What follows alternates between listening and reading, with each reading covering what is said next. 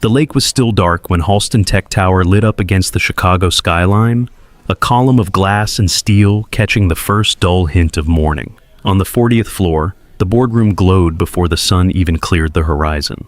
Floor-to-ceiling windows framed Lake Michigan in a strip of cold blue. Inside the room was all polished wood and quiet money. A long table leather chairs, a wall-sized screen frozen on a slide that read, Halston Tech, Meridian Systems Acquisition.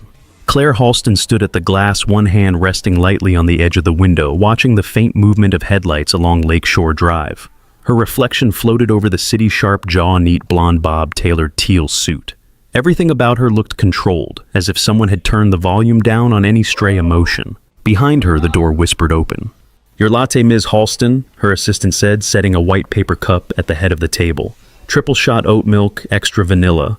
Claire turned, gave a brief nod. The cup left a damp ring on the flawless wood. The rich smell of coffee and sugar spread through the room, warm and familiar. "Board still on schedule?" she asked. "Yes. Gordon is already here. The rest are on their way." Claire checked her watch. 6:32. She liked the first meeting of the day before the building filled, and the air turned thick with voices. Early meant fewer surprises. On level 38, in a quiet corridor that never saw executives unless something had gone wrong, a cleaning cart squeaked softly over tile. Eli Ramos pushed the cart with one hand and ran a mop over a faint tread mark with the other. The night shift had bled into morning. His shoulders ached a little, the good dull ache that came from staying busy. He glanced at the clock above the service door. If he wrapped this floor fast, he could be home before Mia left for school. Voices drifted from the executive kitchen. The soft thump of cupboard doors, the hiss of the espresso machine. The air carried the bitter scent of fresh ground beans milk, steaming something sweet. And something else. Eli paused, grip tightening on the mop handle. He drew in a slow breath. The sweetness had an edge, not just vanilla syrup. There was a faint, almost syrupy tang underneath, like the taste of coolant that lingered on the air in motor pools.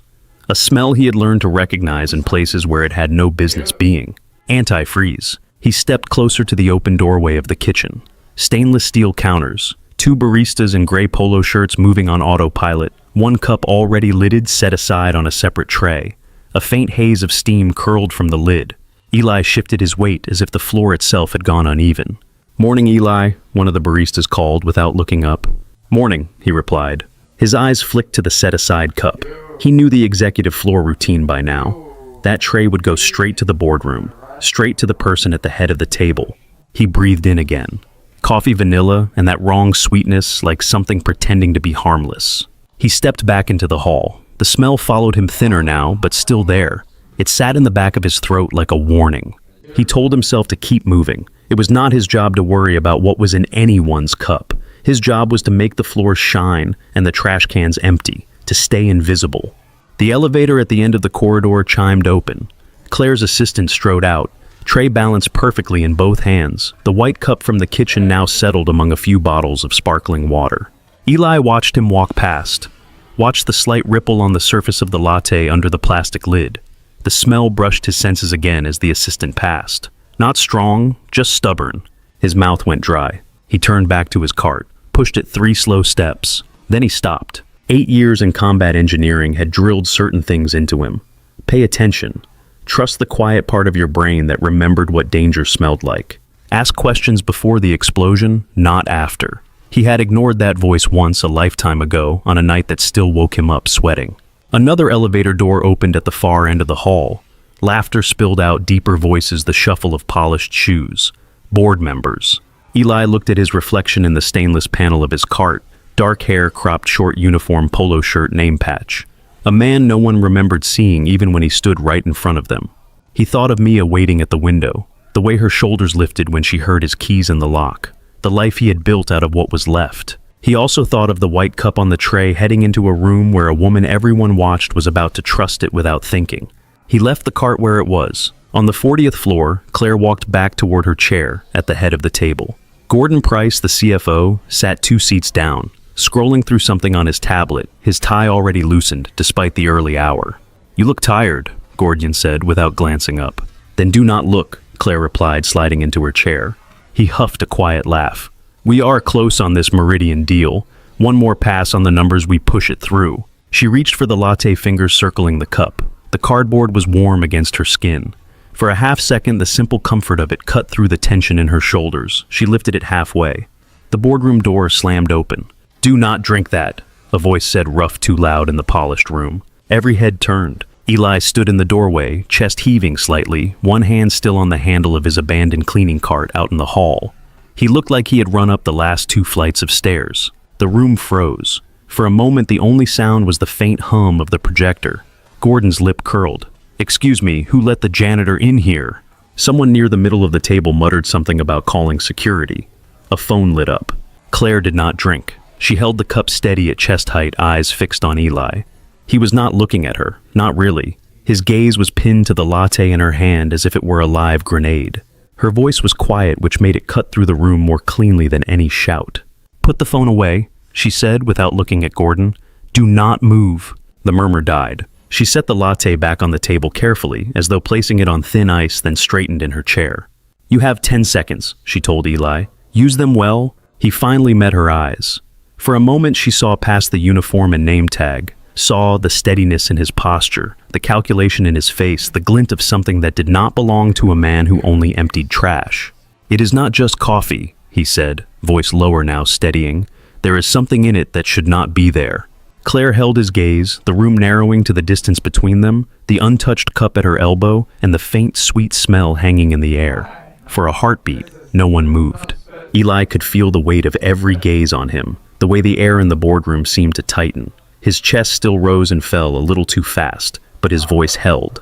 "It smells wrong," he said, "like antifreeze, ethylene glycol." Gordon snorted. "You can smell chemicals through a lid now." A low ripple of amusement passed along one side of the table. A few of the older board members exchanged looks that said this was beneath their time. Claire did not smile. "How do you know that name?" she asked. "And why should I believe you enough to disrupt a $700 million acquisition meeting?" 8 years in the Army Corps of Engineers, Eli replied. "You learn what is leaking before you touch it. Ethylene glycol has a sweet edge. You do not notice it unless you are trained to. I picked it up in the hallway, then again when your assistant walked by with the tray." Her assistant shifted color rising in his cheeks. "Ms. Halston, I watched them make it," he stammered. "I grabbed it straight from the counter. There was no one else in there." "That you saw," Eli said quietly. Gordon leaned back, folding his arms. "This is ridiculous. We have procedures for threats. We call security escort Mr. Ramos back to the basement and start the meeting." He tapped his tablet, already impatient. At the far end of the table, a man in a charcoal suit cleared his throat. Victor Hale had chosen his chair with care, not too close to the head of the table, not too far. He wore a thin silver tie, gray hair brushed back from a deliberate widow's peak.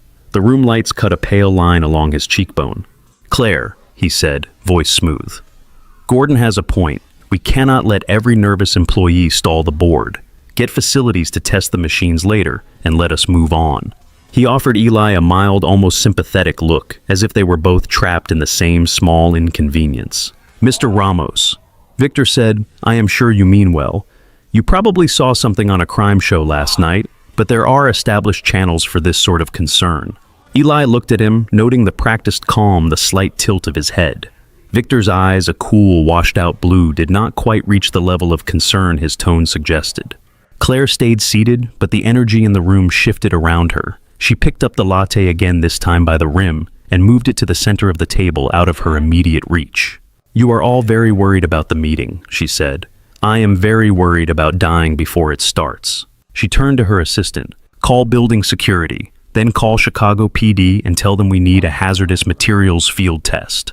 That cup does not get touched until they arrive." Her assistant nodded so fast his glasses slipped down his nose. He pushed away from the table and back toward the door phone already in his hand. Victor's jaw tightened just enough to show. "Claire, if this leaks, Meridian will panic. Their board is skittish. Headlines about suspected poisoning at Halston Tech are not the kind of leverage we want right now." "Then let us make sure I was not about to be poisoned," she replied. "If there is nothing in that cup, we all lose an hour. If there is something, I lose a liver." A flush crept up Gordon's neck. He tapped his pen against the table, glancing toward the untouched cup, as if it might suddenly leap into action. One of the older directors, a woman with silver hair pulled into a neat twist, spoke for the first time. "I agree with Claire," she said. "You do not gamble with the health of the person holding the company together." Victor flicked his gaze at her, then back to Claire, reading the room. He lifted his hands in a small surrender. Fine, he said. An hour. The next 30 minutes felt longer. Security arrived, first 2 guards in navy jackets who took up positions by the door. They did not put hands on Eli, but one kept a steady eye on him as if he might suddenly sprint for the coffee. Eli stayed just inside the doorway, back close to the wall, palms empty. He could feel the pulse in his throat slow back to something like normal, but the adrenaline still hummed under his skin. He thought about Mia again. Thought about how angry she would be if he got fired and could not explain why without scaring her. There was a cost to shouting across a room like this. He knew it. He had decided to pay it anyway. When Detective Lena Park entered, the quality of the room changed. She wore plain clothes, dark slacks, a navy button-down hair pulled back in a low knot.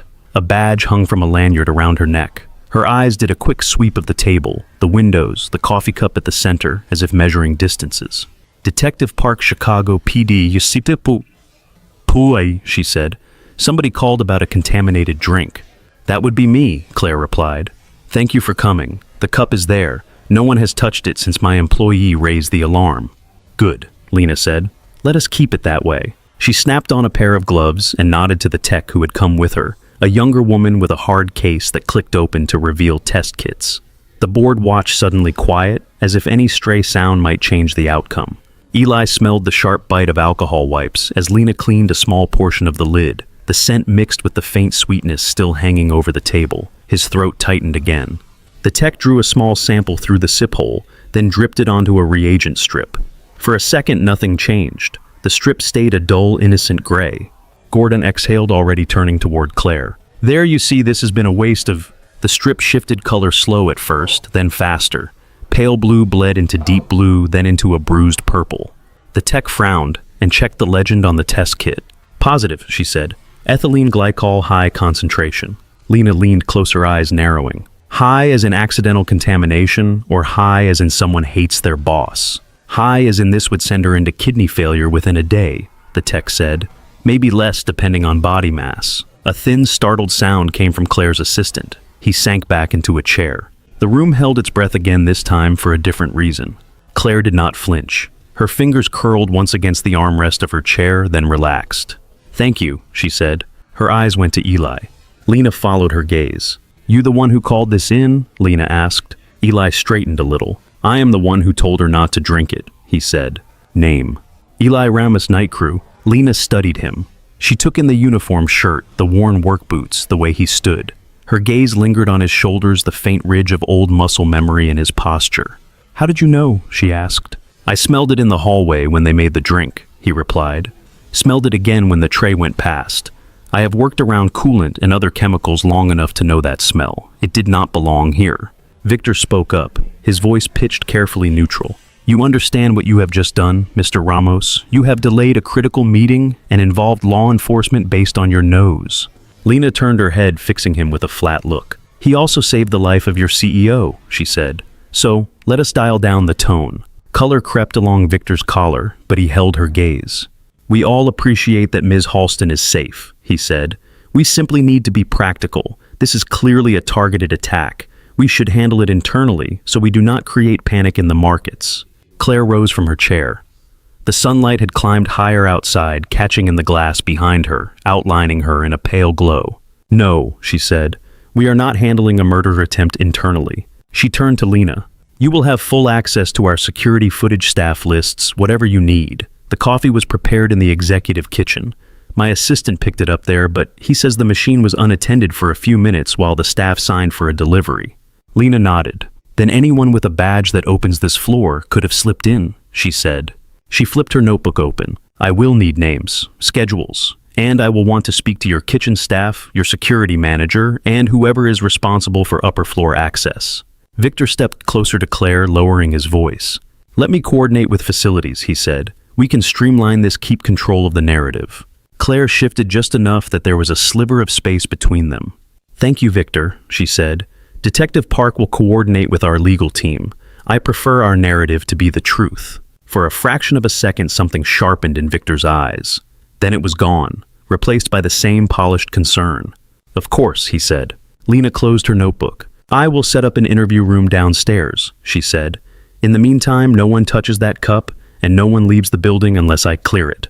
Claire inclined her head. Understood. As the detectives began to pack up their kit, the board members broke into low, anxious conversations. Phones appeared, fingers flying over screens despite the request for discretion. The word would spread anyway, it always did. Claire walked away from the head of the table and crossed to where Eli still stood. Up close, she could see the faint shadows under his eyes, the fine line of an old scar at his hairline mostly hidden by his short cut. His uniform looked clean, but old, the collar softened by too many washes. "Mr. Ramos," she said. He blinked as if surprised she knew his name. "I owe you," she continued, "more than I can put into a memo. You risked your job for this. Why?" He glanced past her at the cup on the table, then back. "Some things are heavier than a paycheck," he said. "I smelled something that should not be there. I could not watch you drink it and go back to mopping." Her expression shifted almost imperceptibly. The edges softened, just for a moment. "Where did you learn to recognize that smell?" she asked. "In Afghanistan," he said, "and a few other places I did not like as much." There was a story behind the flatness in his voice, behind the way his jaw clenched and released. Claire felt the echo of it, even if she did not know the details. She nodded once. "Stay available," she said. "Detective Park may have more questions." "So will I." Eli dipped his head. "Yes, ma'am." As she turned back toward the table, the lake beyond the windows caught the light, a hard glittering surface that gave nothing away about its depth. The rest of the morning blurred. Eli to answer Detective Park's questions in a small conference room that smelled of dry erase marker and stale air. He repeated the same details, the hallway, the kitchen, the tray, the smell. She wrote it all down in neat, tight handwriting, sometimes watching his face more than the page. "Any enemies here, Mr. Ramos?" she asked at one point. At some point, he huffed a short breath. "Most people do not know my name," he said. "Hard to make enemies that way." When she let him go, the sun had climbed higher. The lights in the lobby seemed too bright after the shadowed boardroom. People were already talking in clumps near the marble columns, voices low, eyes flicking toward the elevators that rose to the upper floors. He kept his head down and took the service elevator instead, riding it in silence to the basement. The doors closed with a soft thud that felt final. He changed out of his uniform shirt in the locker room, folding it with care and setting it on the narrow shelf. For a moment, he rested his hands on the cool metal of the locker door forehead, almost touching it, as if the steel could steady him. His keys jingled when he clipped them back onto his belt. The sound was small, familiar, a rhythm that belonged to him. Outside, the air had turned mild. Early spring in Chicago, the chill still hiding in the shade of the buildings. Eli walked the 3 blocks to the train boots, hitting concrete in a steady beat. On the platform, people stared at their phones, at the tracks, at nothing at all. No one looked at him. He preferred it that way most days. The train rattled south, past stretches of brick and graffiti, under bridges where old water left streaks like scars. He watched his reflection in the darkened window. His face hovered over the sliding view of the city, transparent, almost not there. In Pilsen, the streets felt narrower, closer. Murals climbed the sides of buildings, bright blues and reds and golds that stood out against the gray day. Eli turned the corner onto his block and saw the familiar shape of Mrs. Alvarez sweeping her front stoop. She paused when she saw him leaning on the broom. "You are early," she said. The sky did not fall at the tower. "Not yet," he said. She squinted at him, sharp eyes taking in the set of his shoulders, the tightness around his mouth. "You eat?" she asked. "I will grab something upstairs," he replied. "Mia in my kitchen," she said. "She finished her homework already. She is waiting for you." Of course she was. "Gracias," my mushet said. "You are welcome, mijo." He climbed the narrow stairs to their apartment. The paint on the banister had peeled in strips, exposing old layers underneath. His keys clinked as he searched for the right one. The sound bounced off the walls. Before he could fit it into the lock, the door flew open. Mia stood there in sock feet and an oversized t-shirt that had once been his. Her dark hair was pulled into 2 messy braids. A pencil stripe of graphite marked her cheekbone. "You are home," she said, as if she had been holding her breath the whole time. He smiled, the first real one all day. "I am home," he said. She stepped aside so he could enter. The apartment smelled like beans and rice, and the lemon cleaner Mrs. Alvarez favored. Sunlight slanted through the narrow windows, catching dust motes in mid-air. Mia shut the door and immediately wrapped her arms around his waist. "You are squishing my ribs," he said, but he did not move away. "You are late," she said into his shirt, "but not as late as yesterday." "I had to talk to a lot of people who liked the sound of their own voices," he said. She pulled back enough to look up at him. "Did you get in trouble?" "Not yet," he said. "I told the truth. We will see what that is worth." She nodded slowly as if that made sense. "They called from the school," she said. "Field trip money is due Friday." "Field trip, huh?" he said. "Where are they taking you this time?" "Science museum," she said, "with dinosaurs and space stuff. Mrs. Lynn says we will see a tornado in a glass tube." "That sounds dangerous." She rolled her eyes. "It is not real, Dad." He let her tug him toward the small kitchen table, where her backpack lay open folders and notebooks spread out. A math worksheet waited half-finished. The sight of it eased something in his chest. Normal life had its own weight, but it was a different kind. "As soon as I shower, we will look at this," he said, tapping the page. He moved through the narrow apartment on practiced paths. Bedroom, bathroom, back to the main room. The hot water in the shower was temperamental, more warm than truly hot. He let it run over his neck, his shoulders washing away the smell of cleaning chemicals and office air. Back in the bedroom, the box sat where it always sat, on the top shelf of the closet. Plain cardboard, edges softened by time. He had not opened it in months. It waited anyway. He reached for a clean t-shirt, then hesitated. His fingers brushed the side of the box. Maya's voice carried faintly from the other room, talking to herself as she read out loud from a worksheet. Eli brought the box down and set it on the bed. For a moment, he just looked at it. The tape had been peeled and pressed back again so many times that it no longer stuck properly. He lifted the lid. Inside lay the life he used to have. A framed photo on top, face down. He turned it over. Rachel in a white lab coat standing in front of a glass wall lined with beakers and flasks. Her dark hair pulled into a low bun, safety goggles perched on her head, crooked smile aimed straight at the camera. He remembered taking that picture, her saying, "You are making this a bigger deal than it is," even as she smoothed her coat and stood a little taller. He set the frame aside gently. Underneath lay his old diploma rolled at the edges. A few commendation certificates from the Army. A map printed on thin paper, creased and worn notes scrawled in the margins in Rachel's tidy handwriting. He unfolded it. It was not a real map of a place. It was her mind on paper. Arrows between trial phases, notes on dosing questions about side effects. At the bottom, a line circled twice. Patient reports blurred vision dizziness, not an official log. He remembered the night she wrote that. She had come home late, shoulders tight, eyes too bright. The apartment had been smaller then, but the smell of her shampoo had filled it anyway. She had sat at the same kitchen table where Mia now did homework, scribbling furiously. "They are pretending it is not happening," she had said. "If it is not in the file, it is like it does not exist. But it does. It is in their bodies." He had made her tea, laid a hand on her back. "You write down what you see," he had said. "Keep your own record." "I am thinking about going to the FDA," she had whispered, "blowing the whole thing up." "You know what that means," he had replied. "They do not get to hide behind numbers and call it acceptable loss." Later, after the accident, those pages had been all he had. That and the memory of her voice cracking near the end of their last phone call. "They know," she had said. "I think they know what I am planning. If anything happens to me, do not let them bury this. Promise me, Eli." Then the metallic screech through the phone, the sound of impact, the sudden silence. He could still hear it if he woke too fast in the dark. He set the map down and reached deeper into the box.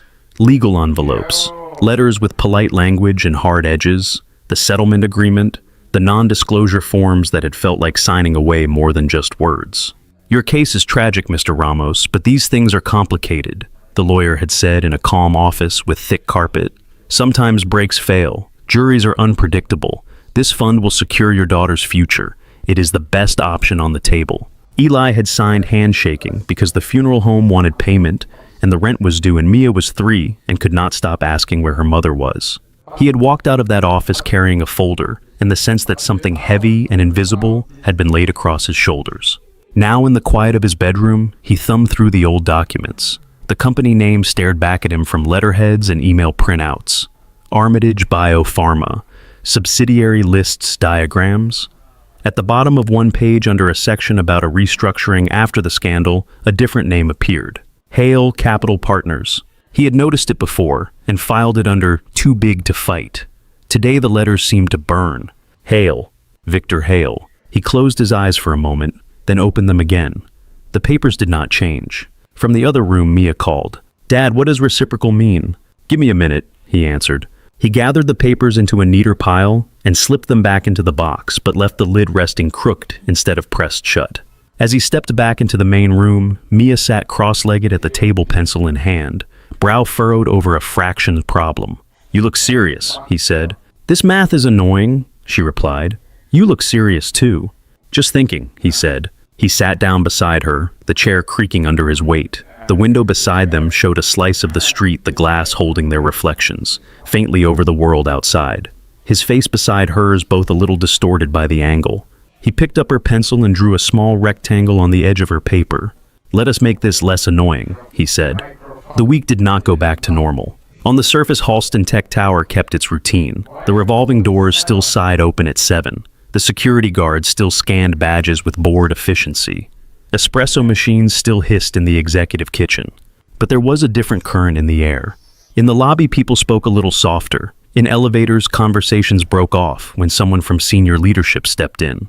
Someone had tried to kill the CEO with a cup of coffee, and no memo about ongoing cooperation with authorities could erase that. Eli felt it most in the small pauses. The way a junior analyst pulled her reusable bottle closer when he pushed his cart past as if he might spill something on it, just by being there. The way the receptionist in Human Resources stopped mid-greeting when she realized who he was, then covered awkwardly. "You are the one who you know," she said, fingers fluttering in the air, searching for a word that would not stick. "With the coffee." He gave a small nod, not sure what to do with the look in her eyes. Gratitude mixed with discomfort, like she was not sure if he belonged in a thank you card or in a problem file. In the days after the incident, Detective Park and her team set up shop in an unused office on the 15th floor. People went in and out with stiff shoulders and too bright smiles. Kitchen staff, security, assistants. Even Gordon came down once his tie properly knotted for the first time in years. Eli was called in twice more. The question stayed focused on the morning itself, then widened. "Notice anything off in the weeks before?" Lena asked. "Anyone hanging around where they should not be?"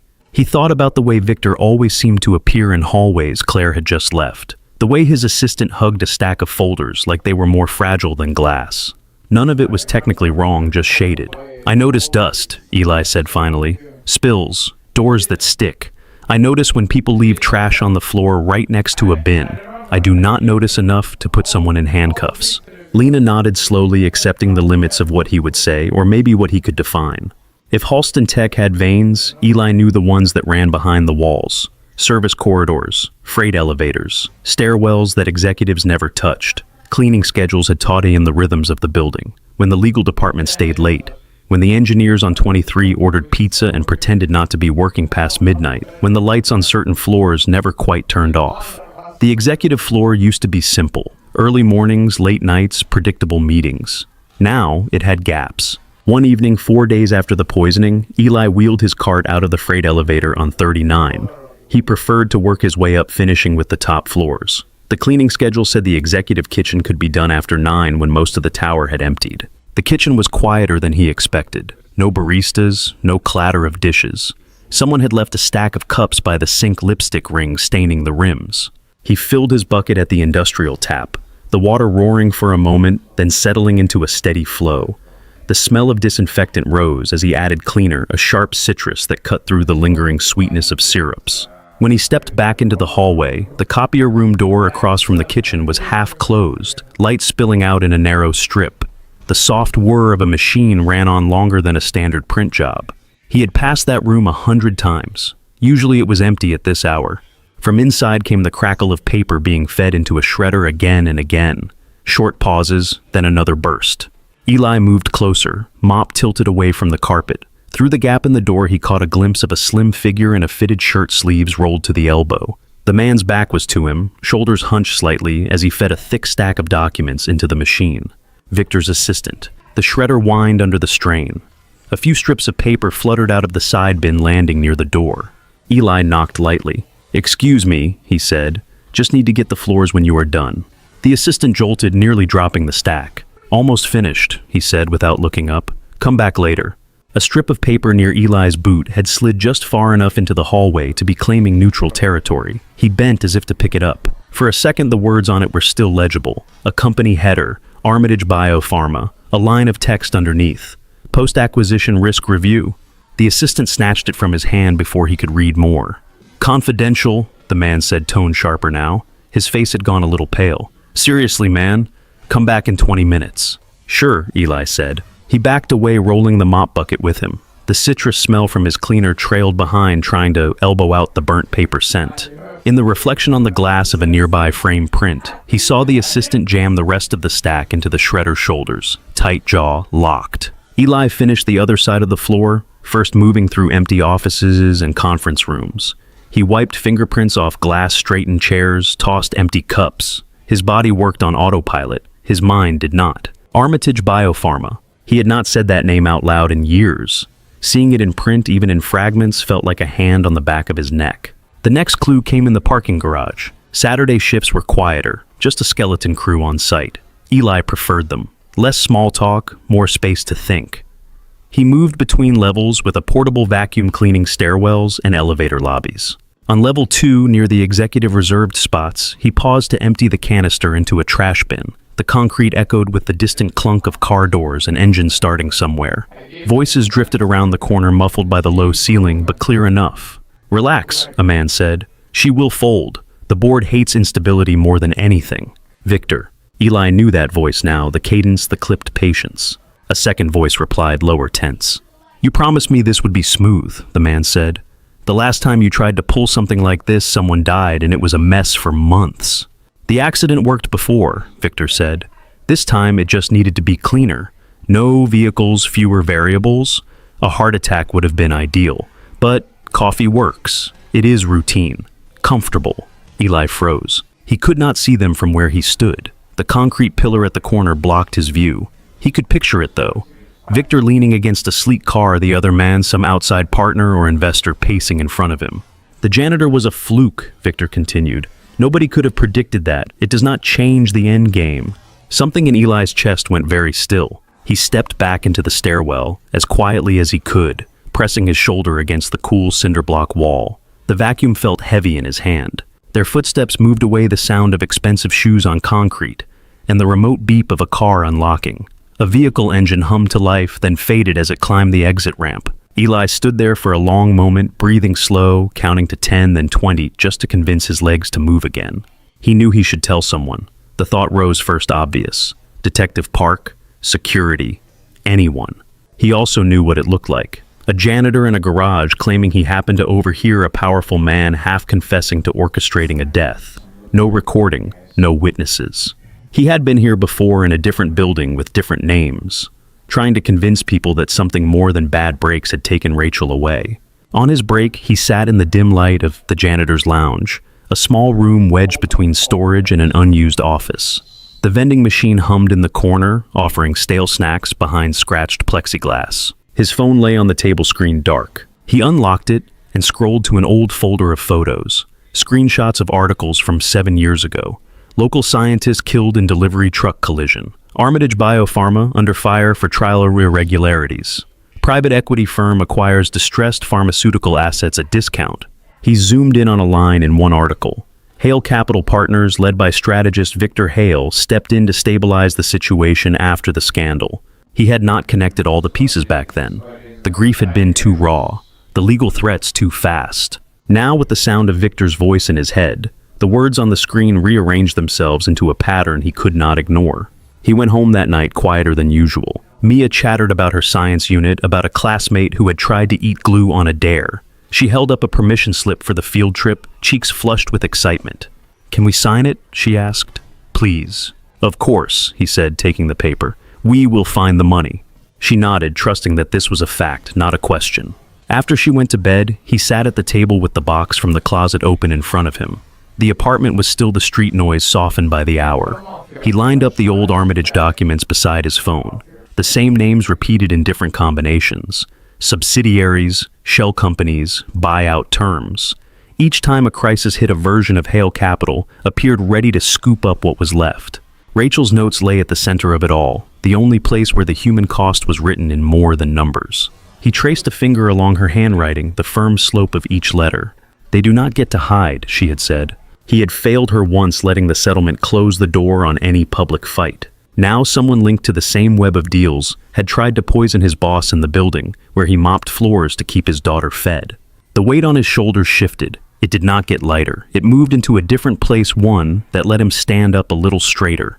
He gathered the key documents, slid them into a plastic folder, and set it on the corner of the table where he would see it in the morning.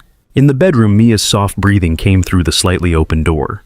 The glow of her nightlight painted a small crescent on the hallway floor. Eli turned off the kitchen light and stood for a moment, letting his eyes adjust to the dim. His keys jingled when he hooked them on the peg by the door, the sound clear in the quiet apartment. He did not know exactly what he would say yet, or how it would land. He only knew he was done holding this alone. Eli woke before the alarm. For a moment, he lay still in the dim light, listening. The building creaked softly around him. Pipes, neighbors, a distant truck on the street. In the next room, Mia snored very quietly, a small steady sound. The folder waited on the kitchen table where he had left it. Its square outline was visible from the bedroom door, a darker shape in the half-light. He sat up, swung his feet to the floor, and felt the grain of the worn wood under his soles. His chest felt tight, but not like panic, more like he was standing at the edge of something that had been a long time coming. He dressed quietly, careful not to wake Mia. Jeans, work boots, the dark polo that marked him as Halston Tech Facilities. He slipped Thought's folder into his backpack, next to his lunch, and the small thermos of coffee he had filled the night before. At the door, his keys chimed when he picked them up. The sound followed him down the stairs. Morning in Chicago came in pieces. A slice of pale sky between buildings.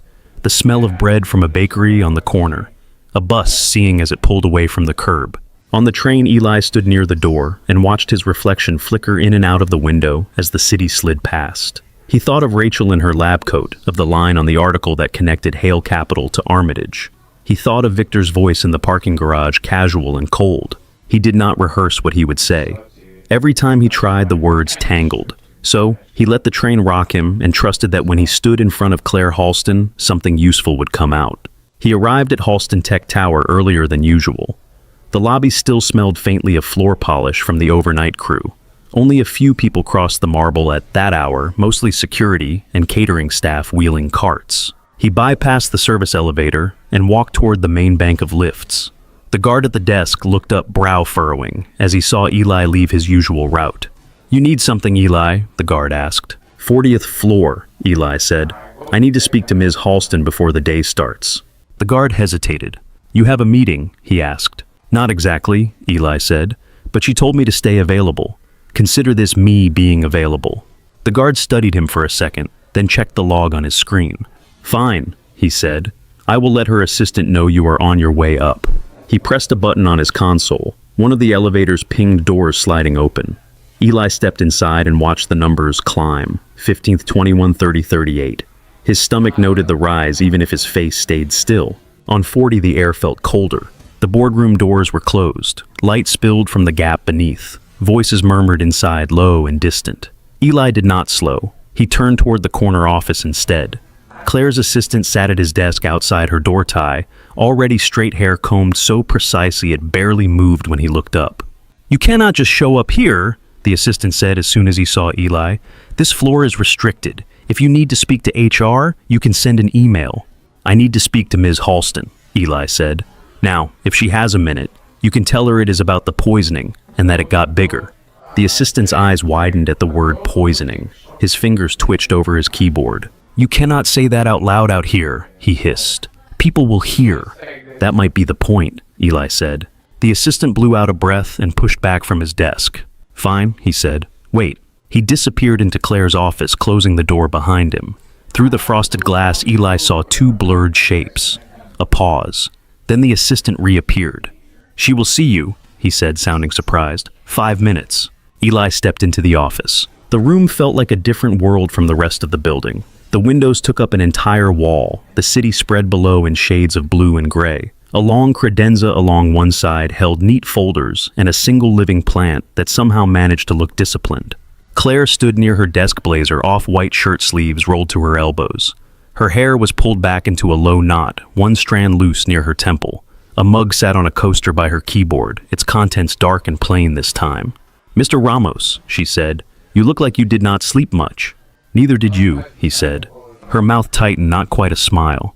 "You said this is about the attempt on my life," she said, "and that it just got bigger. That is not the kind of sentence you throw around before coffee." She gestured to a chair. "Sit."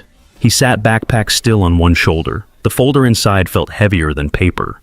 Claire leaned back against her desk, rather than taking her own chair arms folded loosely. Up close, she looked tired, in a way the flawless makeup could not fully hide, but her eyes were clear. "Talk," she said. Eli unzipped the backpack and drew out the folder. The plastic was scuffed corners bent. He smoothed it once with his palm and set it on the edge of her desk. "My wife died 7 years ago," he said. "Her name was Rachel." Claire's gaze flicked to the folder, then back to his face. "I am sorry," she said, and it sounded like more than habit. "She worked for a pharmaceutical company," he continued. "Armitage Biopharma. She was a scientist on a trial for a new drug. She started seeing side effects that were not in the official reports. Patients getting sick in ways that did not line up with what the company wanted to show regulators." He opened the folder, exposing Rachel's map, the printed emails, the old news articles. Her handwriting stood out in dark ink. "She kept her own notes," he said, "wrote down what she saw. She talked about going to the FDA or a journalist, someone who would listen." He swallowed. The office was quiet except for the faint hum of the heating system. A week after she said that she was hit by a delivery truck on her way home. Official report said brake failure, tragic accident. He slid one of the articles toward Claire. The headline was blurred from years of thumbprints, but still legible. Turns out the company behind that truck and the company she worked for both ended up in the same kind of story, he said. Regulatory scandal, stock crash, then a rescue, a private equity firm stepping in to buy them at a discount. Claire picked up the article delicately, fingertips barely touching the edge. Her eyes scanned the lines. "Hale Capital Partners," she read, led by strategist Victor Hale. Her voice did not change, but something in the room did. Eli nodded. "I did not put it together at the time," he said. "I was busy trying to pay for a funeral and keep a 3-year-old from drowning in questions I could not answer. The lawyers for Armitage called it complicated. The police closed the file. I signed a settlement so my daughter could eat and go to school." He tapped the folder. "I kept the papers anyway, felt wrong to throw them out." Claire set the article down and picked up one of Rachel's notes. The ink had faded a little, but Rachel's firm, neat letters still traced across the page. "This is detailed," Claire said. "She was good at her job." "She was better than they deserved," Eli said. Claire looked at him over the edge of the paper. "And you think Mr. Hale was involved in more than a financial rescue," she said. "I did not know what to think until last week," Eli said. "Then I heard him in the parking garage." He told her about the conversation in the echoing concrete, about the line that had pinned him in place. The accident worked before. Her jaw tightened. "You are sure you heard him right?" she asked. "Yes," he said. "And even if I wanted to pretend I misheard, I cannot forget the rest. That the coffee was supposed to be cleaner, that I was a fluke." He let the words hang between them. Claire pushed away from the desk and walked to the window. The light framed her shoulders, drawing a sharp outline. She held Rachel's note loosely in one hand. "You understand what you are saying?" she said, not turning yet. "That one of my top executives was tied to a scandal that killed your wife, and is now trying to kill me to repeat a pattern." "I understand how it sounds," Eli said. "I also understand what it feels like to watch people with money and power explain away things that hurt real bodies." She turned, then facing him fully. "Why come to me?" she asked. "Why not take this to Detective Park, to a reporter, someone whose job is to chase this kind of thing down?" "I thought about it," he said. "The last time I tried, every door I knocked on led back to a lawyer who worked for someone like you." Her eyes flashed. "I am not someone like them," she said. "Then prove it," he replied, and heard the edge in his own voice. A beat of silence followed. The city outside moved on unaware. Eli let his shoulders relax a fraction. "I am a janitor," he said more quietly. "On paper. Before that, I was an engineer and a soldier. I know how systems work. I know when someone is running the same play twice. I do not have the reach to pull it apart. You do." Claire studied him for a long moment. She saw the tired lines on his face, but also the steadiness under them, the way he did not look away even when it would have been easier. "What do you want from me exactly?" she asked. "Be specific." "I want you to look at your own books," he said. "At every deal Victor has led. Every acquisition with a scandal attached. I want someone on your side who understands money to follow the pattern." He hesitated, then added the thing that had sat under his tongue all morning. "And I want my daughter safe," he said. "If Victor realizes I am the one connecting him to Rachel and to you, he will not care what floor I clean." Claire's fingers tightened on the paper just enough to crease the edge. "You think he would go after a child?" she said. "I think he already killed one mother," Eli said. and that he sees people as numbers on a spreadsheet. Her eyes flicked to the family photo frame on her desk. It held a picture of a younger Claire with an older man both in front of the tower when it first opened. Her father. His absence had carved quiet lines into her. She set Rachel's note down with care. "You are asking me to declare war on my own second-in-command, based on connections that are so far circumstantial," she said. "If I move, and I am wrong, I blow up my company and hand him a narrative about a paranoid CEO who listens to conspiracy theories from the janitorial staff.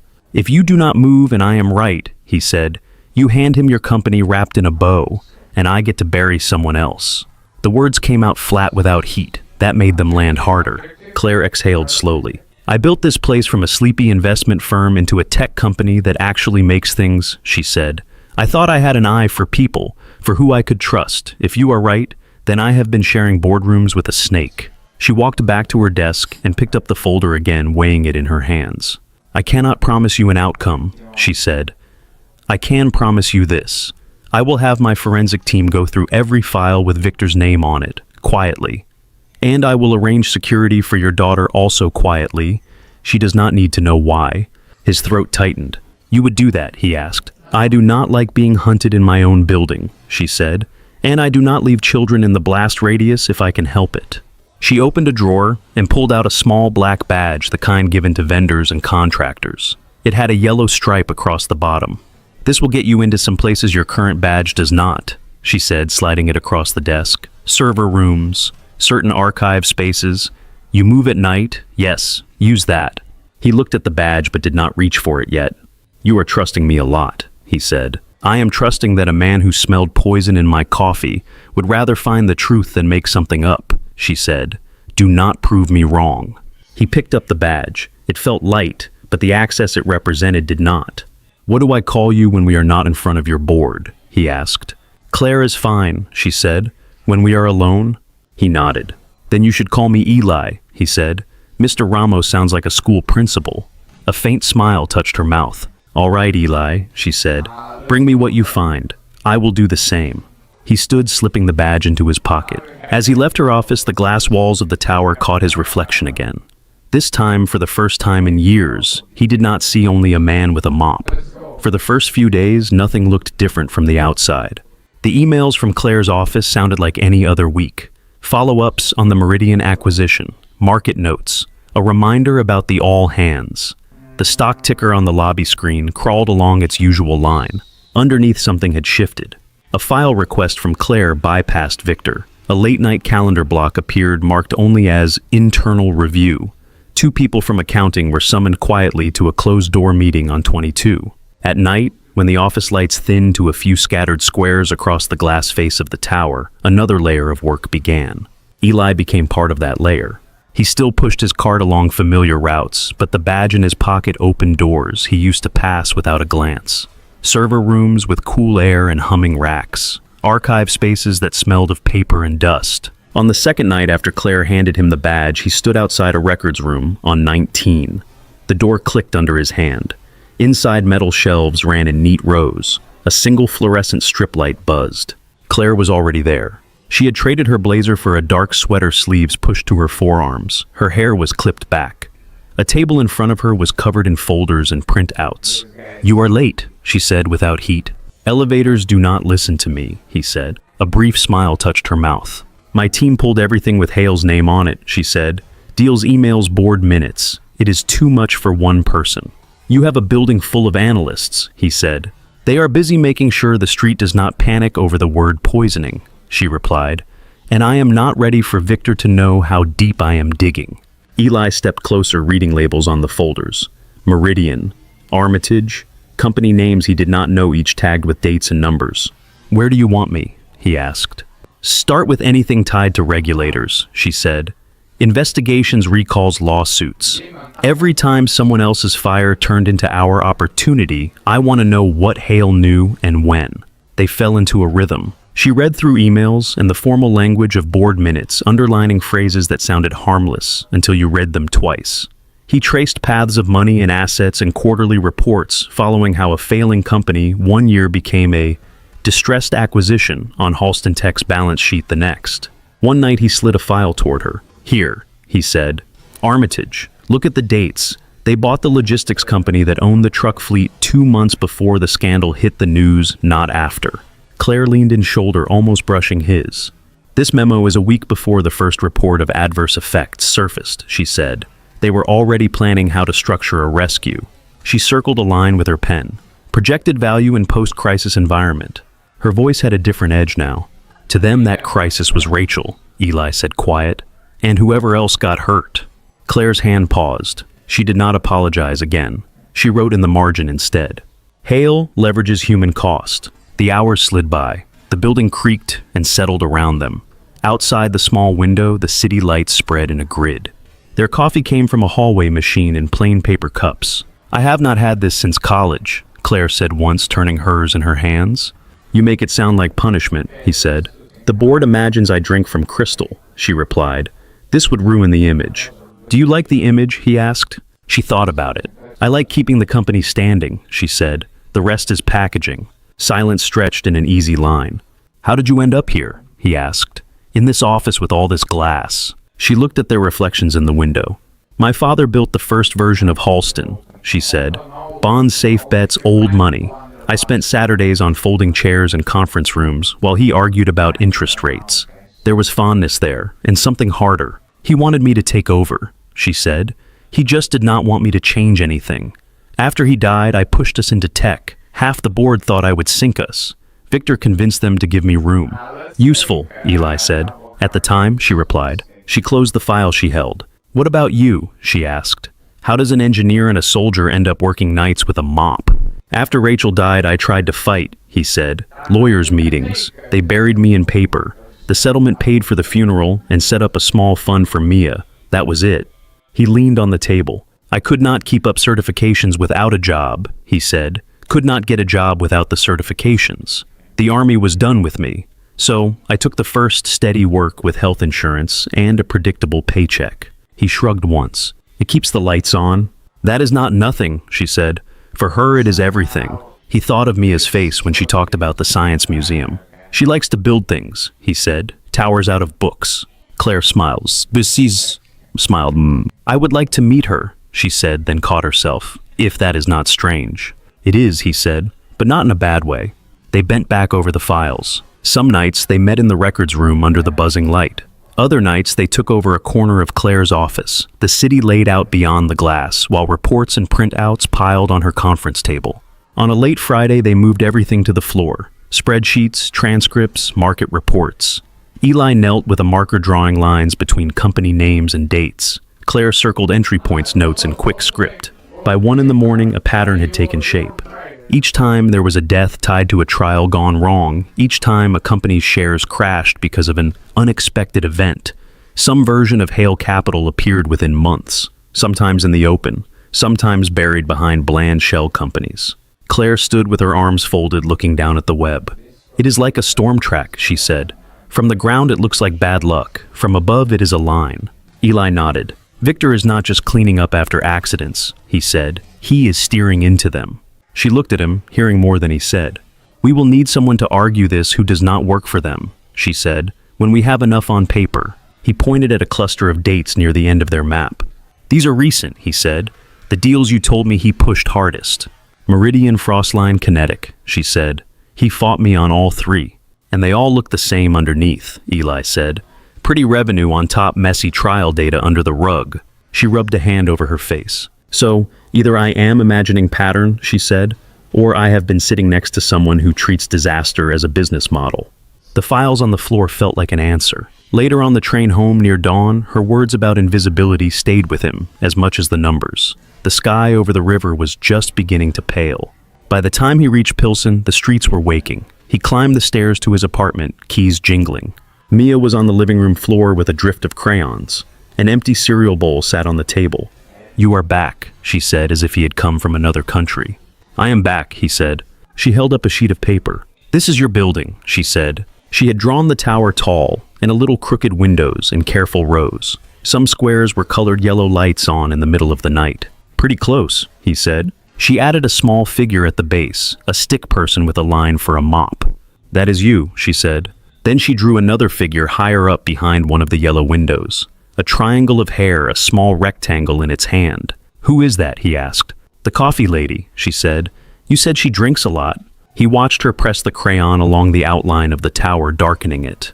From the outside, her building was all clean lines and bright squares. Inside, he could still feel paper under his hands and hear Claire's voice as they traced the shape of someone else's plans across the floor. By the second week, the tower felt like it was holding its breath. On paper, Halston moved forward. Emails went out. Deals inched along. Meetings filled calendars. Inside Claire's office, the pile of folders on the low table had turned into something sharper. One night, just before midnight, she stood at the edge of the mess and toed one of the files with her heel. "This one," she said. "Look." Eli came around the table. The room was lit by a single floor lamp and the glow from her monitor. The rest of the office faded into shadow. On the table lay two versions of the same spreadsheet. One was a scanned PDF with the header of a small biotech firm, Frostline Therapeutics. The other was a Halston internal summary. "The trial data Frostline sent regulators," she said, tapping the first. "Adverse events at 3%. Her finger moved to the second sheet. "This is what we received in the diligence packet before the acquisition," she said. "Adverse events under 1%. "Where did the other 2% go?" he asked. "That is what I asked," she replied. "Our team flagged it. The next email in the chain is from Victor." She slid a printed email thread toward him. The text glowed yellow where she had highlighted phrases. "I have already reviewed the raw data," his message read. "The discrepancy is a matter of categorization. No need to bog down the committee with it." There was a smiley face at the end of one sentence. Eli doubted it was meant for the regulators. "He cut you off," Eli said. "He soothed them," she answered. "He told everyone it was under control, and I let him." Her jaw worked once. "How many times did I let him?" she said quietly. He did not answer that. "Your forensic people find anything that looks less polite?" he asked. She straightened. "They found payments," she said. "Side consulting fees routed to a shell company that does not seem to do any consulting. That company links back to a trust that lists Victor's brother as a beneficiary. That is closer to what Lena would call juice," he said. "It is close to a fraud indictment if we can tie it to a pattern," she said. He watched her pick up a pen and mark another line on their growing web. The blue ink cut through the printed names like scars. "You talked to her yet?" he asked. "Detective Park," she said. "Not about this, not all of it." She capped the pen. "That changes now." They met Lena in a back booth of a coffee shop 2 blocks from the tower. No suits, no badges on display. Claire wore a plain coat and a knit hat that hid most of her hair. Eli sat with his back to the wall, where he could see the door and the reflection of the room in the front window. It was late afternoon. The place smelled of roasted beans and baked sugar. A student hunched over a laptop at a corner table. A couple argued quietly near the pastries. Lena slid into the booth opposite them, setting her paper cup down on a napkin. "You know, when I gave you my card, Ms. Halston," she said, "I figured I would hear from your lawyer, not you." "Counsel knows we are talking," Claire said. "They do not know all the details, yet." "That will make them nervous," Lena said. "They live in a constant state of mild panic," Claire replied. "I am not sure they will notice the difference." Lena's gaze moved to Eli. "And you," she said, "back again." "I seem to have a recurring role," he said. Lena took a sip of her coffee and leaned back. "All right," she said. "You asked for this meeting, you picked the starting line." Claire reached into her bag and pulled out a slim folder. Not the whole collection, just a curated slice. She placed it on the table and opened it between them. Rachel's note sat on top, says one with the circled line about unlogged side effects. Underneath lay the article about Armitage, the excerpt with Hale Capital's name, then more recent documents from Frostline and other deals. "We think someone inside my company has been using other people's disasters as business strategy," Claire said, "for years." "We think," Lena repeated slowly. "So, this is not just about the coffee anymore."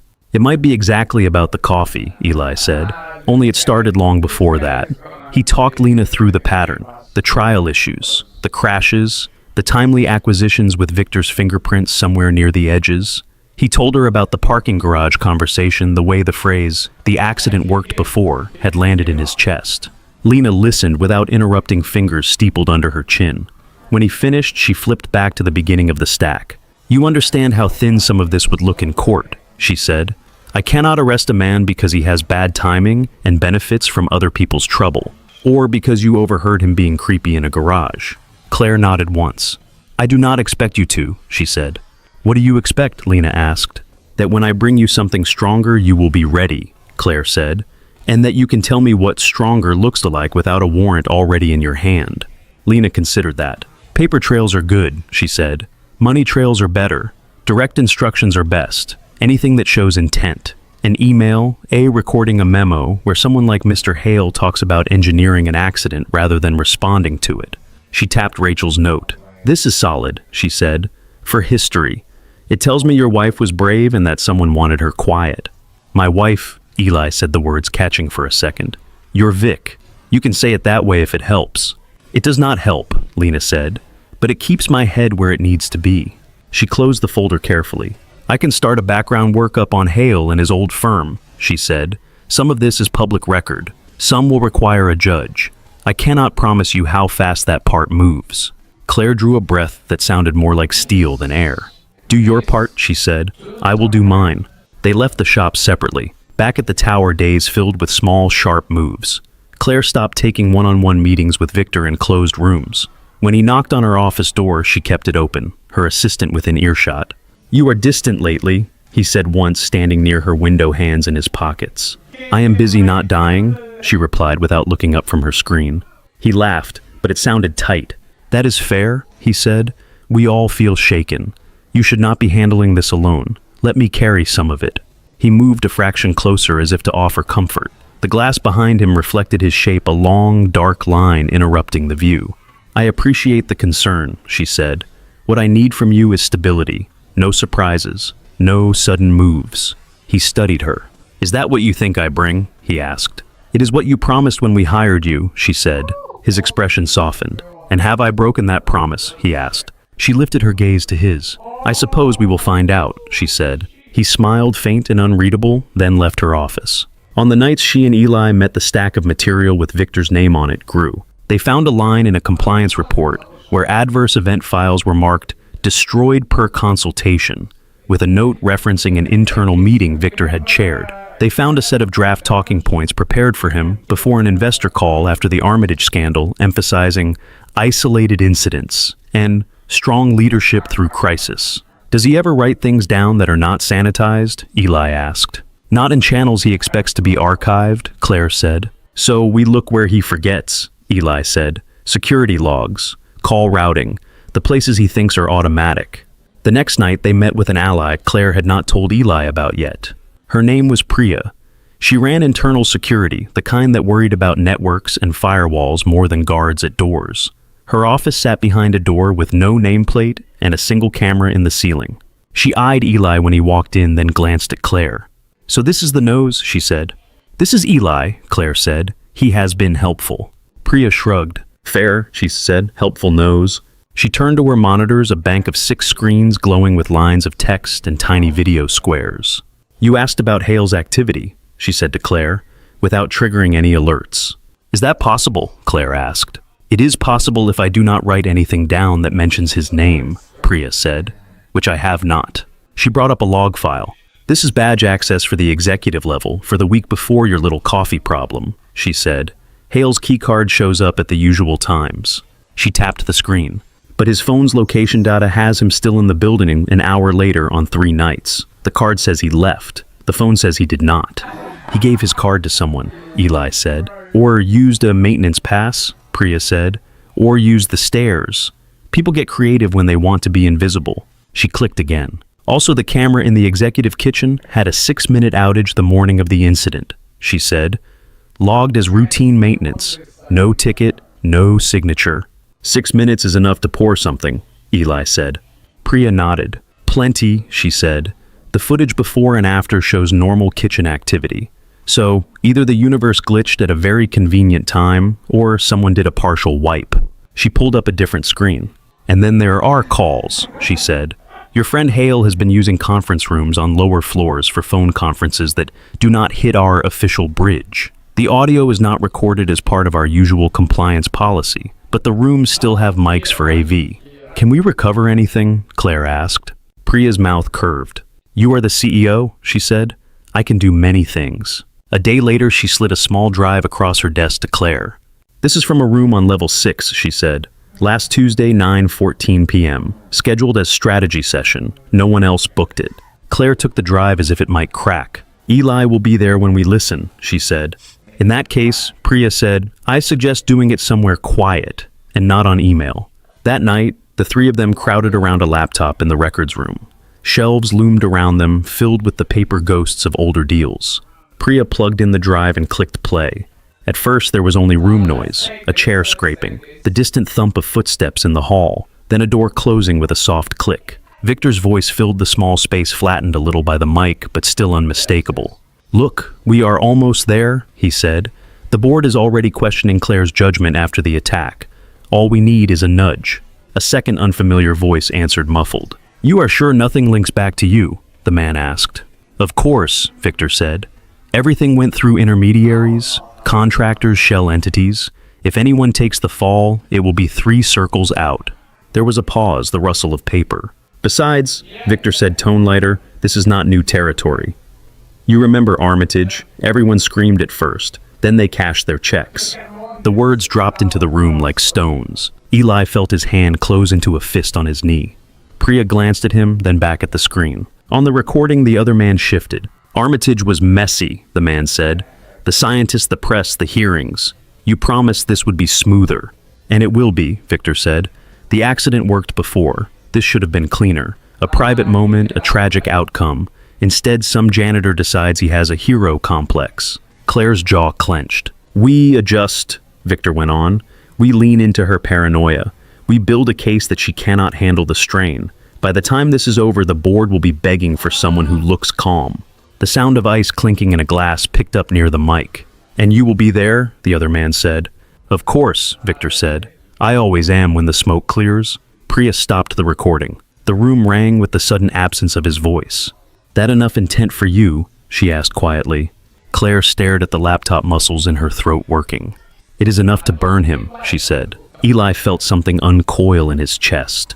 Not relief, not yet, but the sense that finally the weight he had been carrying was turning into something solid he could throw.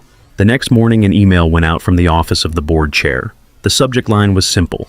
Emergency session. All directors. Mandatory attendance. The boardroom looked different when it was full. All 20 chairs were taken. Extra seats lined the wall. A few senior managers hovered near the back, pretending to check their phones. The lake outside glittered a strip of silver under a pale sky. The long table held no laptops today, only printed folders in front of each director and a carafe of water that no one touched. Claire sat at the head of the table. Her navy suit was immaculate, her hair pinned back, her expression composed. A discreet bandage on her hand from a recent blood draw was the only hint she was not made of stone. Eli stood near the far wall next to a sideboard. He wore his regular work polo clean, with his name patch stitched over the pocket. He knew he did not belong in a room like this. Claire had insisted. I want them to look at you when we talk about this, she had said. Now he kept his hands loosely clasped, chime of keys. Silenced eyes moving over faces he had seen only in profile before. Directors from New York, London, San Francisco. The kind of people who spent their lives in rooms like this and thought of towers as a natural habitat. Victor sat 3 chairs down on Claire's right. His suit was charcoal, his tie a soft blue, his hair perfectly in place. If he was nervous, it did not show. He had a pad of paper in front of him, a pen laid neatly across it. At precisely 9, the board chair cleared his throat. Thank you for coming on short notice, the chair said. We have serious matters to discuss regarding recent events and the leadership of this company. He glanced at Claire, inviting her to speak. 2 weeks ago, someone attempted to kill me with a cup of coffee, she said. We have not yet found the person who poured the poison. We have found something else. She let the words settle. There was a rustle of paper, a creak of leather. No one interrupted. Before we address that, Victor said, leaning forward, I would like to raise a concern of my own. The chair hesitated, then nodded. Very well, Victor, he said. You have the floor. Victor straightened his notes. Eli noted that he did not look surprised. This was the speech he had planned. In the days since the incident, Victor said, I have watched Claire deal with an unprecedented personal and professional shock.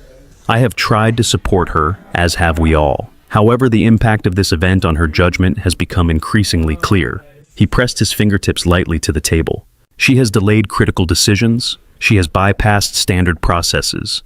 She has involved a facilities worker in sensitive matters. The market is already whispering. Investors are not kind about uncertainty. He met the eyes of each director in turn. I have also become aware of irregularities in certain internal reviews, he went on. Funds diverted into unmarked accounts. Consulting payments with no clear justification, all under the sign-off of the CEO. He slid a folder toward the chair. The director next to him picked it up, flipped it open, frowned. The folder began its slow journey around the table. You are saying Claire misused corporate funds, one director said. I am saying there are patterns that concern me, Victor replied. Patterns that if discovered by regulators or the press would do significant damage to Halston Tech. For the good of the company, I believe we should consider a temporary change in leadership until we can complete a full investigation. A murmur rose. The chair turned to Claire. These are serious claims, he said. They are seriously fabricated, she answered. Her voice stayed even. Every document in that folder was doctored using real templates from our systems, she said. They are clever. I would almost be impressed if the attempt to frame me for theft were not so pathetic. Victor's smile tightened. That is exactly the destabilizing behavior I am worried about, he said. Paranoia, accusations without evidence, conspiracy thinking. Evidence, Claire repeated. Let us talk about that. She nodded toward the sideboard. Eli. He stepped forward. The room turned slightly, gaze shifting with him. He felt it in his skin. He approached the head of the table laptop under one arm, a small portable speaker in his hand. Victor arched a brow. We are all very grateful for Mr. Ramos's timely intervention, he said polite. That does not make him an expert on corporate governance. I do not need him for governance, Claire said. I need him for history. She gestured to the empty space near the projector. Tell them what you told me, she said. Eli set the speaker down, plugged it into the laptop, then looked up. My name is Eli Ramos, he said. I work nights. Some of you know me as the man who yelled about coffee. A few smiles flickered and died. Before that, I was an engineer, he said. Before that, I was in the army. Before all of it, I was a husband. He opened the folder he had brought, the one with Rachel's photo and notes. 7 years ago, my wife Rachel worked for a company called Armitage Biopharma, he said. She was on a drug trial. She saw things that did not match the official reports. Patients getting sick in ways that did not make it onto the forms. He slid Rachel's note toward the nearest director. She kept her own records, he said. When she started talking about going to regulators, she died in a crash with a delivery truck whose brakes supposedly failed. He did not linger on the image. He let the words do their work. Within months, he said, Armitage stock tanked. There was an outcry. Then a private equity firm stepped in to buy them at a discount. Hale Capital Partners. He nodded toward Victor without staring. Led by Victor Hale, he said. Victor's jaw tightened. I had no idea your wife was involved in that tragedy, Victor said. I am sorry for your loss, but conflating that with what happened here is reckless. You are right, Eli said. It would be reckless if it was only grief talking. He turned the laptop so the Halston logo on the lid faced the room. That is why we brought something else, he said. He clicked a file. Static filled the speaker for a second, then the sound of a door closing, a chair. Victor's voice slightly flattened by the small room mic, but clearly his. Look, we are almost there. The board is already questioning Claire's judgment after the attack. All we need is a nudge. Silence rippled through the boardroom as the recording played. Eli watched their faces, saw confusion, turned to focus. On the recording, the second man's voice came through, distorted by distance, but understandable. You are sure nothing links back to you? Of course, Victor said on the recording. Everything went through intermediaries, contractors, shell entities. If anyone takes the fall, it will be 3 circles out. His casual tone on the audio made the hair on Eli's arms prickle all over again. You remember Armitage? Victor's recorded voice continued. Everyone screamed at first, then they cashed their checks. Someone at the table sucked in a breath. Eli glanced at Victor. His face had gone a shade paler, but he held his posture. This is an illegal recording, Victor said, taken without my consent. That alone should concern all of you. Keep listening, Claire said. On the recording, the conversation went on. Armitage was messy, the other man said. The scientists, the press, the hearings. You promised this would be smoother. And it will be, Victor replied. The accident worked before. This should have been cleaner. A private moment, a tragic outcome. Instead, some janitor decides he has a hero complex.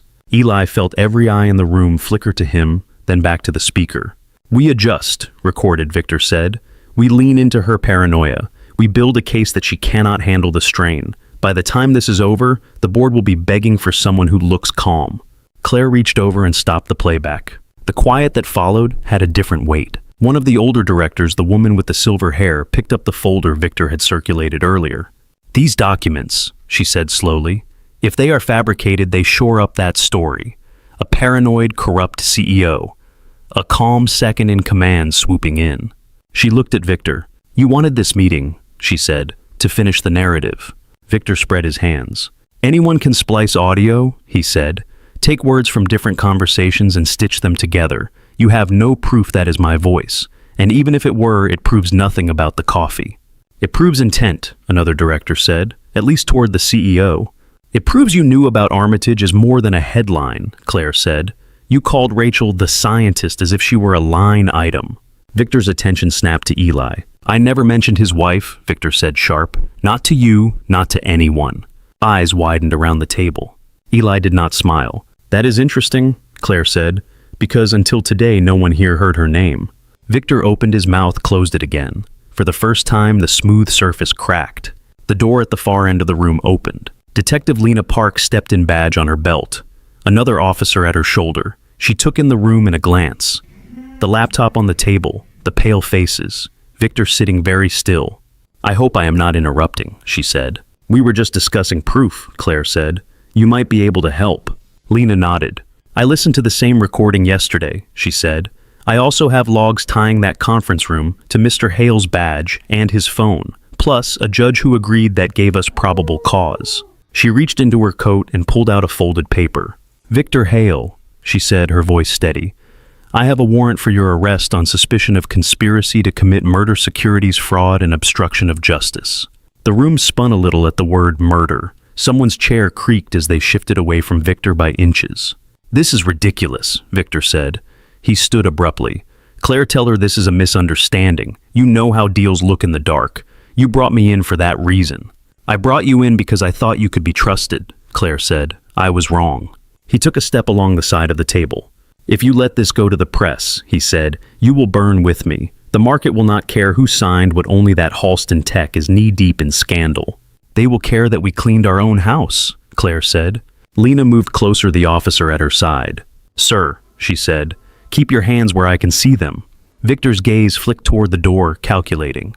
2 security guards had appeared there while he spoke, uniform, solid stance ready. The exit route had shrunk. "Do you really think you can cut me out that easily?" he asked Claire. "You think I do not have friends on this board in this city?" "You might," she said, "but my company has more, and so does the truth." Lena stepped into his line of sight. "You can talk about your friends at the station," she said. "For now, turn around." Victor held Claire's eyes a second longer. "You will regret this," he said. "All of you." No one answered. He turned. Lena cuffed his wrists with brisk efficiency. The metal clicked loud in the quiet room. As they led him toward the door, the glass wall reflected the procession. Victor's tall figure, Lena behind him, the officer. For a moment, their shapes were just shadows moving across a smooth surface. The door closed behind them. Silence stretched. Then the board chair cleared his throat, the sound hoarse. "Ms. Halston," he said, "what exactly have we just witnessed?" "An arrest that was overdue," she said, "and the beginning of repairs." There was a faint dryness to the word, but her shoulders stayed square. "We will cooperate fully with law enforcement," she went on. "We will disclose what is necessary to regulators and investors. We will also look back at every deal Victor touched and make it right where we can." A few directors exchanged looks that mixed alarm with reluctant respect.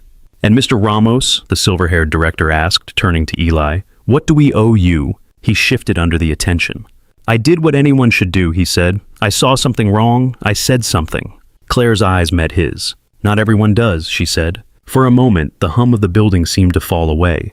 The glass walls held their reflections, all of them in a fractured line. Then the chair began to speak about crisis communications and special committees, and the machine of the company creaked into its next motion.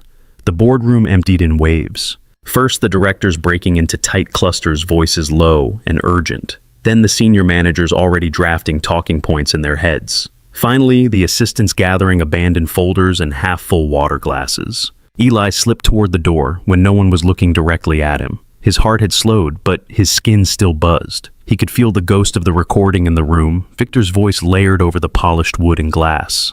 In the hallway, the carpet muffled his steps. The view from the windows looked the same as always. Lake sky, distant boats. It felt wrong that the world outside had not shifted. Mr. Ramos. He turned. Claire stood just outside the boardroom, a folder in one hand, the cuff of her shirt showing where she had pushed back her jacket sleeve. There was color in her cheeks that had not been there earlier, a mix of adrenaline and something like relief. "You walked out without letting anyone shake your hand," she said. "I do not think they know what to say," he replied. "I am their boss," she said. "They will learn." For a moment, they just stood there, the murmur from the boardroom fading behind the closed door. "Detective Park wants to talk to you again," Claire said, "but not today. She is busy getting paperwork aligned with that recording." "I will be around," he said, "at least until someone decides the janitor has too many opinions." Her mouth tightened. "If anyone suggests that they can talk to me," she said, "what you did in there took more nerve than anything I saw at that table." He shrugged, looking past her down the hall. "I just told the truth," he said. "Same thing I did 7 years ago in a smaller room with cheaper chairs. And this time people listened," she said. He did not answer that. She shifted the folder to her other hand. "I have been thinking about how to say thank you," she said. "There is not a script for this in the CEO handbook." "You do not owe me anything," he said. "You got justice for Rachel. That is more than anyone else tried." "I owe you more than a line in a press release," she replied. "You did not just save my life. You helped save this company from someone who would have gutted it and walked away." She drew a breath. "I want to offer you a position," she said. "Head of security engineering or investigations or both. We can build it around you. Full salary, full benefits. No more night cart. No more invisible corridors." The words landed like a weight and a lift at the same time. For a second he saw it. An office with a door that had his name. Daylight hours. A paycheck with more zeros. Mia's field trip funds taken care of without thinking twice. The look on her face when he told her. And behind that another picture. Someone in the cafeteria pointing, whispering. That is the janitor Claire pulled up. The one from the story. The curiosity, the pity, the gossip. He shook his head. "I appreciate it," he said. "I really do, but I cannot take that." Her brow furrowed. "You would rather keep cleaning floors?" she asked. "I would rather not feel like I jumped 10 rungs because I happened to be standing in the right hallway with a nose for trouble," he said. "I spent a long time being something else before I picked up a mop. If I move, I want it to be because I can do a job, not because I make a good headline." Claire studied him. "You are not a headline to me," she said. "I know," he said, "but you are not the only one in the building." He glanced down at his hands. "There is one thing you could do," he added. "Two, actually." Her posture shifted, interest replacing offense. "Name them," she said. "First," he said, "I want a scholarship fund in Rachel's name. For kids who lost a parent in the kind of mess she died in. Corporate accidents, trials gone wrong, whatever you want to call it. Enough to cover school for them without their remaining parent having to sign away the rest of their life." Claire nodded slowly. "That is feasible," she said. "We can seed it with company money and let other firms contribute if they have a conscience. Call it whatever you want," he said, "as long as her name is on it and the kids get what they need." "And the second thing?" she asked. He let out a breath. "I want to go back to school," he said. "Finish my license, get current on the engineering side. I cannot afford it on a janitor's pay, not with rent and Mia. If Halston can front the cost, I will work for it. Pay it back by working for you or paying the money, whatever you decide. I just need a way back into the person I was supposed to be." She did not answer right away. The light from the window caught in her eyes. When she spoke, her voice was softer. "Do you know how many executives come to me asking for retention bonuses, stock options, golden parachutes?" she said. "Not one of them has ever asked me to pay for a stranger's education, or their own for that matter. I guess their lives took different roads," he said. "It says something about yours," she replied. She straightened. "All right, Eli," she said. "We will set up the Rachel Ramos Memorial Scholarship. Legal and comms will help me structure it, so it actually works for the people it is supposed to help." She paused. "As for your schooling, consider that an investment," she added, "not a favor. Halston Tech needs engineers it can trust. When you finish, we will talk about the role that makes sense."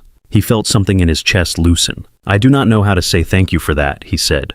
"Do what you always do," she said. "Show up. Tell me the truth. The rest we figure out." The next days filled with movement. Press statements went out. Halston Tech announced full cooperation with the investigation into Victor and an internal review of past acquisitions.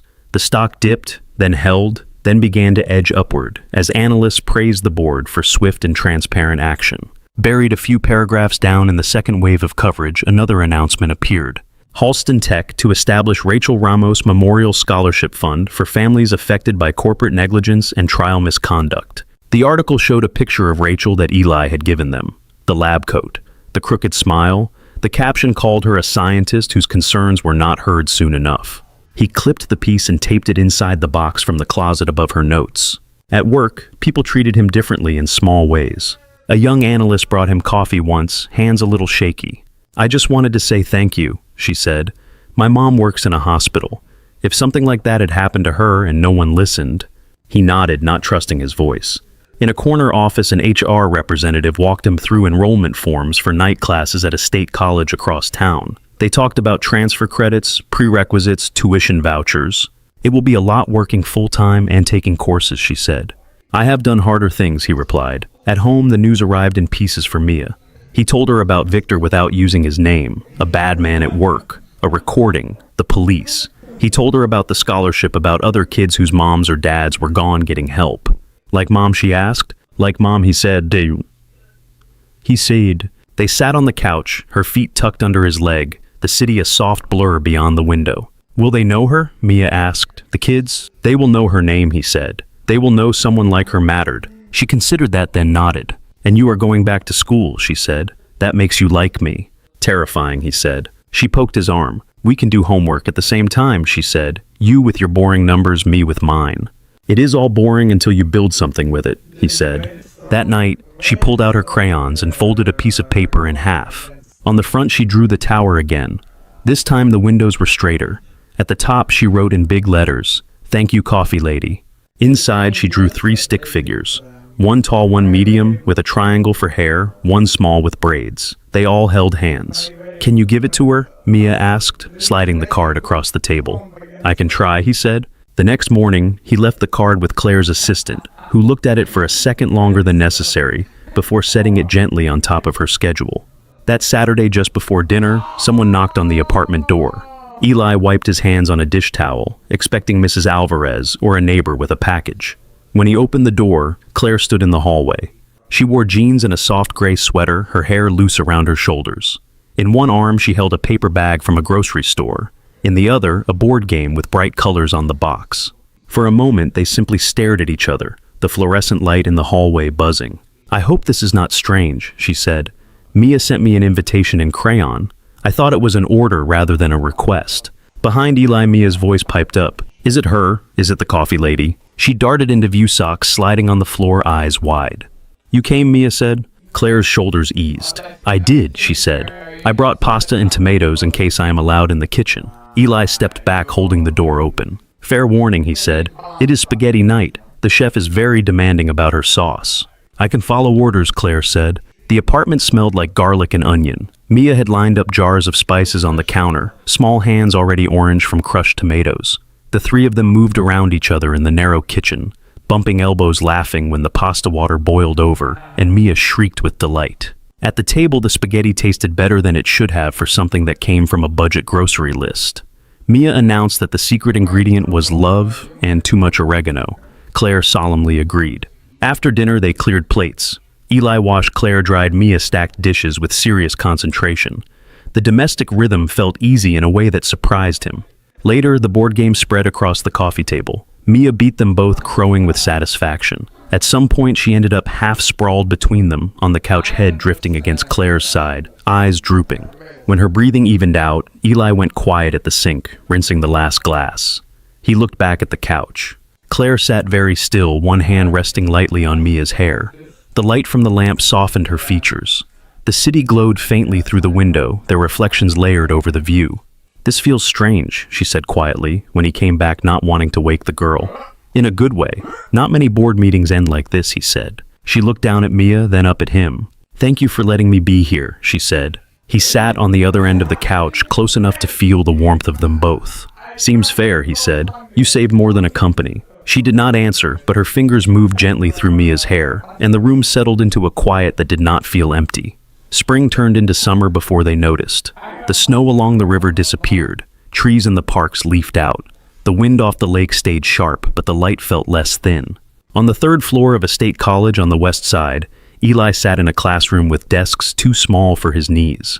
A whiteboard at the front held a half-erased equation. Fluorescent lights hummed overhead. Students in hoodies yawned and scrolled their phones. He sat up straight, pencil moving across his notebook. Statics, load distributions, moments, numbers and lines that used to be muscle memory. At first, his brain had creaked like an old door. Slowly, the hinges loosened. Halfway through the term, his professor stopped at his desk after class. "You have done this before," she said. "A lifetime ago," he replied. She smiled. "Some things stay," she said. He thought of that later, when he sat at the kitchen table, with Mia, both of them bent over homework, her spelling words, his problem set, 2 piles of paper, 2 mugs of cheap cocoa, 1 box of crayons. "Your numbers look worse than mine," she said, peering at his calculations. "They will look better when I erase less," he said. She grinned. "You will catch up," she said. "You are stubborn." She got that from both parents. At Halston, Tech rebuilding began in small steps. Internal memos shifted from crisis tone to plans. The Rachel Ramos Memorial Scholarship Fund went live with more contributions than Claire had expected. A few rival firms quietly added their names, perhaps out of guilt, perhaps out of fear of being next. The reason mattered less than the checks clearing. At a small event in the tower lobby, under the glass ceiling and the watchful eye of photographers, Claire spoke into a microphone, while Eli stood off to the side, hands in his pockets. "We owe more than we can say to the people who spoke up and those who did not get the chance," she said. "This fund is one way to honor that." Behind her, a plaque hung on the wall. Rachel Ramos Memorial Scholarship for families affected by corporate negligence and trial misconduct. Rachel's photograph sat in a simple frame beside it, her lab coat and crooked smile, exactly as Eli remembered. He watched a woman in a nurse's uniform pause to read the words, her fingers brushing the engraved letters once, as if checking they were real. Detective Lena Park attended in plain clothes. She nodded at Eli across the crowd. "Audio tested clean," she had told him a few weeks earlier. The judge liked it. So did the jury. Victor had traded his window office for a cell. The trial had been steady and dry, full of documents and charts. In the end, the recording had cut through the paperwork. The words "the accident worked before" had played to a silent courtroom. The jurors had watched him with the same expression Eli had seen in the boardroom once, calculating, then done. One evening in late summer, Eli stood in a different auditorium, this one on the college campus. Rows of folding chairs faced a stage where a banner read, "Engineering Recertification Program Graduation." He wore a rented gown that hung a little awkwardly on his frame.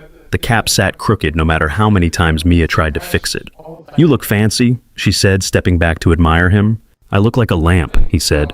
"You look like my dad who finished something hard," she said. Claire sat beside her in the second row, a small bouquet in her lap. She had insisted on flowers, even when he said it was unnecessary. "You get flowers when you cross a stage," she had told him. "It is the rule." When his name was called, he walked across the stage accepting the certificate from the dean. The applause from the crowd blurred into a wash of sound. One set of hands clapped louder than the rest. Mia stood as he reached the stairs down, bouncing on her toes. Claire rose more slowly, but her face shone with the same pride. Outside, the sun hung low over the parking lot, turning the cars into bright shapes. Mia took his hand in one of hers and Claire's in the other. "So now you are an engineer again," Mia said. "Are you still a janitor too?" "Not officially," he said, "but I still know how to fix a vacuum when it eats a paper clip." She scrunched her nose. "Good," she said. "That thing is scary." In the months that followed, his job title changed on the company directory, Head of Sustainable Engineering, Halston Tech. The office they gave him was small by executive standards, with one glass wall and a view of the river between 2 taller buildings. His work looked different now. He spent his days in meetings with designers and project managers and sometimes Priya from security planning systems that used less power and wasted less of everything. He liked it. The numbers turned into real changes. New materials, new designs, floors that shone without harsh chemicals. He still walked the old routes sometimes, through service corridors, past the executive kitchen. The camera that had blinked out 6 minutes on a bad morning now had a new log system and redundant backups. Priya had shown him the code. "Just in case someone gets creative again," she had said. One Friday evening, he stayed late to finish a report. The building emptied around him. Floors went dark in stages. From his office, he could see the reflection of his own window in the tower opposite. He saved the file, shut down his computer, and took the elevator to the lobby. His keys felt lighter on his belt these days. He still clipped them there out of habit. The chime when he walked into his apartment was part of how Mia measured the day. At home, the smell of pancakes reached him before he opened the door. It was not Sunday, but that did not seem to matter. Inside, Mia stood on a chair by the stove, spatula in hand. Claire was at the counter mixing something in a bowl. Both wore flour on their shirts. "You are early," Mia said. "You are messy," he replied. Claire turned cheeks pink from the heat, and maybe something else. "We had a long argument about whether pancakes are only for mornings," she said. "We have decided they are not." "Science experiment," Mia added. "We are testing if they taste better at night." "Important research," he said. They ate at the small table plates crowded with uneven circles of batter, some darker than others. Syrup pooled in the shallow chips in the wood. Mia talked about a book they were reading in class. Claire told a story about a junior analyst who had accidentally sent a spreadsheet full of emojis to a client. After dinner, Mia disappeared into her room to build a fort out of blankets. Eli rinsed dishes. Claire stood beside him, drying. "This place feels different now," she said. He glanced around. The same couch, the same peeling paint near the window, a new drawing on the fridge of 3 stick figures, hands linked.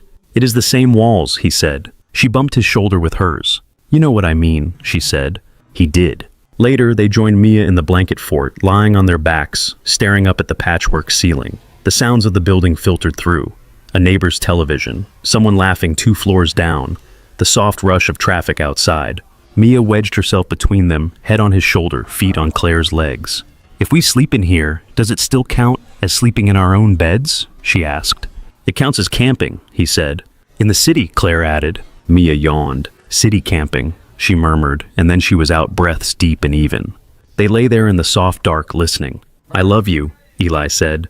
The words had sat in his chest for weeks, maybe months. They came out quiet, but sure. Claire turned her head. In the dim, he could make out the curve of her mouth. "I love you too," she said. "Both of you." "Does that mean you are my mom now?" Mia asked, voice thick with sleep eyes still closed. They both stilled. Eli felt Claire's hand find his under the blanket. "I could never replace your mom," Claire said. "She is always part of you, and part of your dad. That does not change." Mia squirmed closer. "But you can be here," Claire added. "If you want that, and if he does." Eli squeezed her fingers. "I do," he said. Mia made a small, thoughtful sound. "You make Dad less sad," she said. "I think Mom would like that."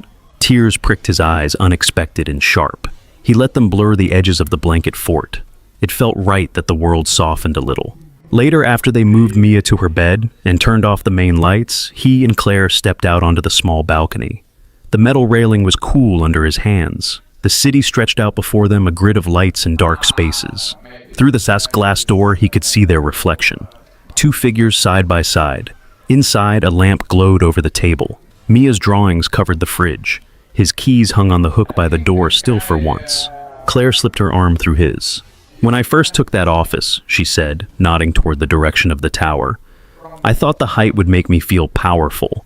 Mostly it made me feel distant." "And now?" he asked. "Now it is just where I work," she said. "This is where I live." He rested his forehead lightly against hers. The sounds of the city rose up to meet them. A siren in the distance, music from a car at the light, someone calling to someone else on the sidewalk. Behind the glass, their reflection stayed framed by the apartment. Not sharp, not perfect, real enough. Thank you so much for listening to today's story. If this story resonated with you or made you reflect, I'd love to hear your thoughts, so feel free to share them in the comments below. And don't forget to like, subscribe, and hit the notification bell so you won't miss the next story.